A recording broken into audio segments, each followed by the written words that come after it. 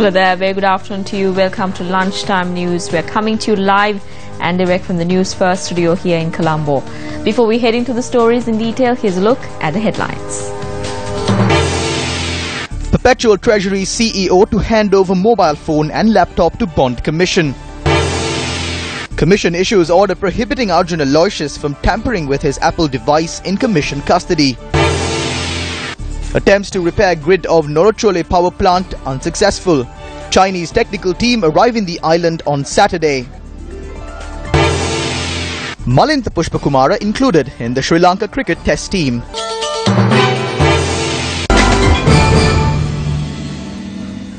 Now on to a story Newsfirst has been following up on since day one. The Presidential Commission to inquire into the bond issuance has issued an order for CEO of Perpetual Treasuries Limited, Kasun Palisena, to hand over his mobile phone and laptop to the Secretary of the Commission.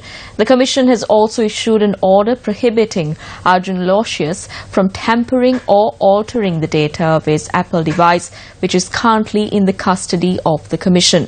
Files created after the 27th of January 2017 on attorney-client confidentiality must be deleted in the presence of a representative at the Commission office. A list of files deleted must also be recorded. Stay tuned to News First for a comprehensive news report tonight at 9 p.m. Moving on to more local news, a commission to investigate allegations of bribery or corruption has arrested a police sergeant over the charges of allegedly soliciting a bribe of 10,000 rupees. Director of Investigations at the commission, Priyantha Chandrasiri, said that the suspect had solicited the bribe in order to authorize the cutting down of a tree without a permit. The suspect, who was arrested at the Horov-Patana police while soliciting the bribe, and he was remanded until the 11th of this month by the Anuradhapura Magistrates Court. The Ministry of Power and Renewable Energy says that as the repair work on the third generator of the Norochole coal power plant has not been completed, and as a result, power is yet to be added to the national grid today as well. Media spokesperson of the ministry, Sulakshana Jayawardena, said that a Chinese team of experts is scheduled to visit the country this coming Saturday to look into the issue and carry out repair work. The third generator at the Norochole power plant broke down on the 12th of last month. The first flag of the Youth Development Flags movement, organised by the National Youth Services Council, was presented to Prime Minister Ranil Wickremesinghe at Temple Trees today. The ceremony saw the participation of Prime Minister Ranil Wickremesinghe, Minister of Education Akila Viraj Karyavasam, and Chairman of the National Youth Services Council, Attorney at Law Aranda Valiange. I want the youth to have a better future. We have already started working on that. We are living in a free environment where the government can be criticised without fear. People even have the right to information. Parliament is vested with the constitutional powers. We aided this process. Public debt was the biggest problem in our country. We are worried that the younger generation will be burdened with this debt. But we are optimistic that the economic plan that is laid out till 2020 will not allow for such an issue to spiral out by 2025. We will also commence a large-scale development program. We will have to bring in more revenue through exports. We don't have to beg for money anymore.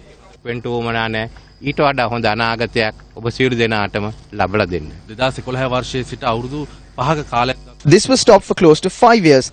That is the reason why we thought after commencing the Youth Council, we should recommence the flag pinning ceremony. Though there were issues surrounding the floods, the last time we had this, we were able to collect a sum of 12 million rupees through the Flag Day.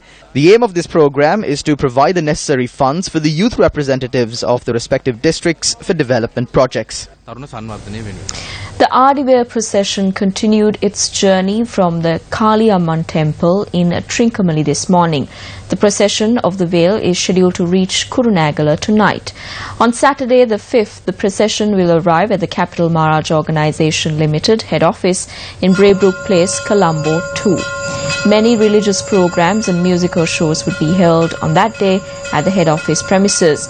A special puja will also be held to invoke blessings on the students sitting for the Grade 5 scholarship examinations this year.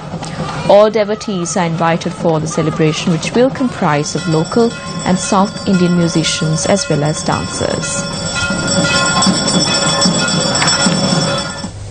Newsfirst teams are touring the nation in the view of awakening the general public against the corruption in the country.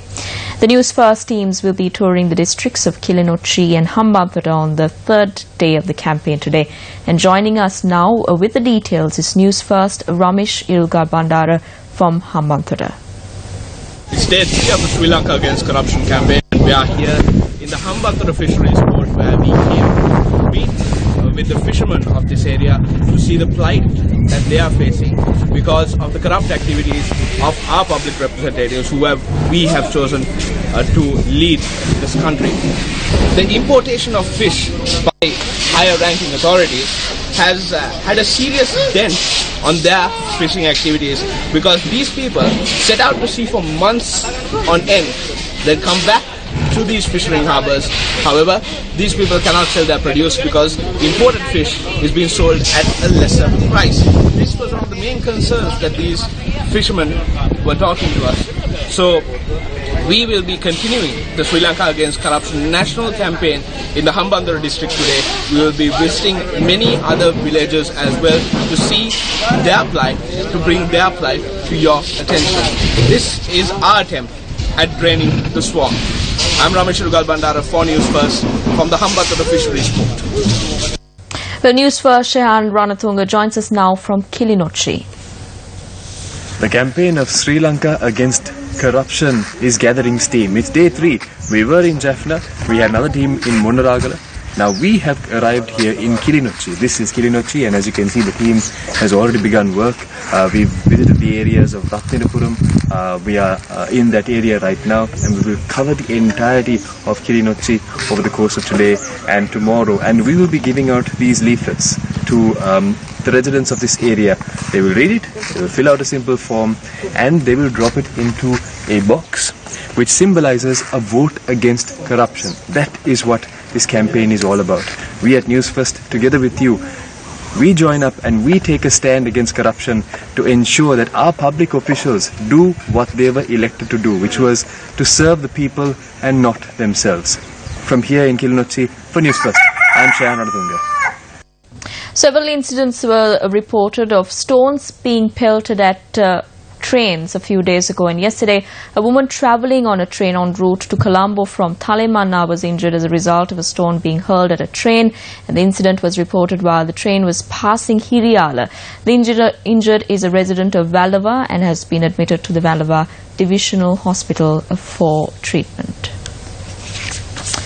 During the course of this year, over 1 million tourists have visited the country. And according to the Tourism Development Authority, this is a 4.8% increase compared to last year. Director General of the authority, Malraj Kiriyalla, said that majority of these tourists are from India. Newsfirst learned that tourists in the country had, however, mixed reactions to the facilities provided in the country.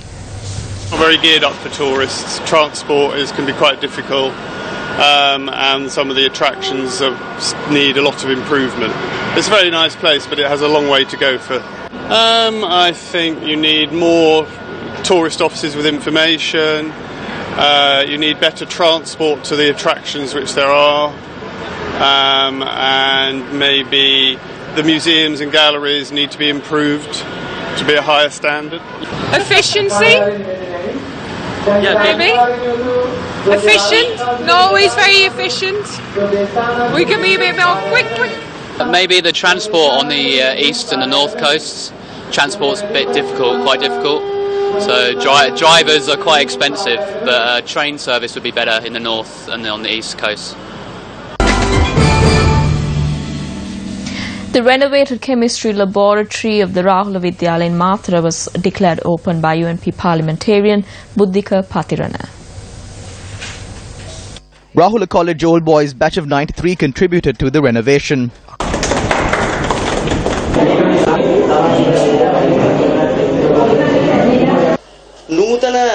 We used modern technology including Facebook, WhatsApp, Viber and Imo to collect donations. We barely made 10 phone calls. It is in public discourse that social media is being used for wrongful purposes.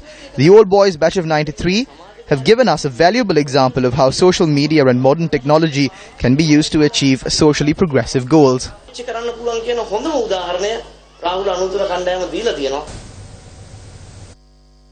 Well, that's a wrap of Lunchtime News. Be sure to join us again with our live at 55 at 1:55. Remember, we are just a click away. You can log on to our website www.newsfirst.lk for more details.